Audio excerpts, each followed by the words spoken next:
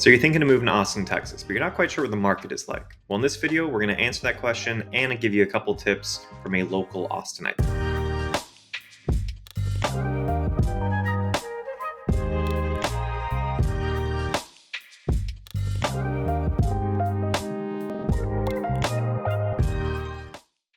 So how is the Austin market doing right now? Well, let's jump in. This is looking at January of 2025, January, February.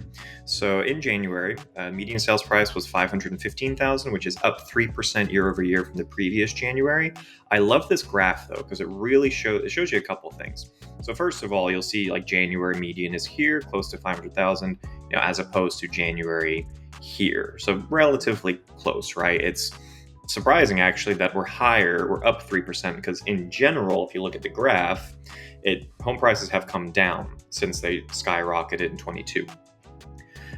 So that's interesting to see that we have seen a little bit of growth year over year, and potentially the soft landing is over, which I think it is, and now we're going to go back to, on average, 4% increase in home values. What's also interesting to see with this is you see the dips happening. Now, 22 wasn't a crazy year. Interest rates skyrocketed after being historically low, so that's not a great year to look at as far as to gain knowledge from. But looking at 23 and 24, you can see where it dips up. That's when the summer hits. So more buyers come on the market in the summer, and so there's more buyer demand, so sellers can raise their prices, right? Versus when we get to the winter, like January, that's typically the lowest prices are. So that's really important to know if you're a renter whose lease is up in the winter, or if you're a current homeowner and you're thinking you have flexibility of when you want to move. Try to buy in the winter if you can, because there's a lot of really good deals out there, / not a lot of buyers looking then. So you have more negotiating power if you're looking in the wintertime. Number of homes sold, 491. That's opposed to 516 last year, so it's a pretty small sample size for a month. It's not much to report there. And then median days on market, 96, which is up from 87 last year. They're both quite high. Unfortunately, we want that lower. But again, important to know, if you are a homeowner looking to sell, it's going to take, on average, about 3 months before you get an offer accepted, and then typically about another month to actually close. So working backwards, you need to give yourself about 4 or 5 months before actually moving to get the home prepared and put on market. Looking further down here, we have sale to list price, 96.4%. That just means that if I list my home at 100,000, on average, I'll accept 96,400, right? So on average, homes are accepting offers 3.6% less than what they originally listed the property for. So again, that's causing prices to come down overall. Homes sold above, there's very few. I didn't know there were that many, 7.9%. And then homes with price drops quite a lot, 27.4%. Great for buyers. Okay, this one's really interesting. People are leaving Austin for, people are moving to Austin from. So where are people coming from? Well, between December to February, we had California, Dallas, Seattle, which really surprised me, and Salt Lake City are the top 5 cities that people are moving from, coming to Austin. California, obviously, that doesn't surprise me, nor does Dallas, but Seattle and Salt Lake I did not see. And then where are Austinites going? People who are leaving Austin. Killeen, makes sense. Corpus Christi, Albuquerque, which surprised me.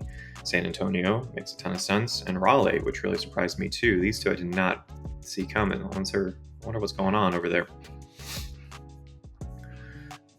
I'm not going to look at schools. You can look this up. Niche.com is a great place if you have kids and you're trying to figure out the best school for them. Also just talking with people who live in that area. I was a band director for 10 years before jumping into real estate. So if you want to talk to me, I'm happy to tell you mostly about high schools in the Austin area. I don't know the elementary schools that well. The last thing I wanted to talk about was just the climate impact in Austin housing. So for those of you who are new to Austin, we don't really flood here. That's generally not a problem in the Austin area. So it shows here 11% of properties at risk. The biggest one is definitely the heat factor. And so really what that means is your HVAC system is going to be working overtime. You need to get that checked regularly to get problems before they become big problems and very expensive problems. I can tell you on a personal level, I bought a brand new home in 2021, and in 2024, last year, the HVAC system just stopped working in the middle of the summer. So it was one of those, I don't care how much this costs, it needs to be fixed right now because I'm dying. And we ended up having to replace the entire HVAC system. It came out to about 7, 8 grand. Actually, it may have been about 10, 11 grand. I'm not sure. It costs a lot of money. I'm still paying it off. Because we didn't get it checked that regularly. We changed the air filter once every 5, 6 months, and realistically, we should have been changing it every 2, 3 months. And there just got mold in there, and it was, it didn't get found out until 3 years later. Now, we were surprised because it's a brand new construction home. We had a 1-year warranty on what was installed there, so we were past the warranty. But yeah, it just goes to show, especially in Austin, you have to get your HVAC checked every year. Otherwise, it doesn't matter if it's a brand new system. These things get clogged. Bacteria gets in them. You just need to get it checked consistently. And then wind factor and fire factor. Typically, fires, knock on wood, haven't been too bad here. As far as there's fires, but they don't really spread that much. Wind is definitely growing. After living here for about 20 years, I've noticed that it's when there's a storm coming through or just windy days, they seem to be quite more severe than I remember them being.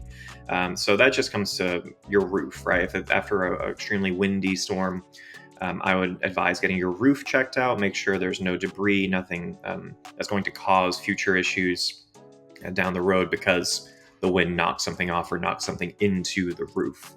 But yeah, there you have it. There's your little market reports, if you will, on currently what's going on in Austin.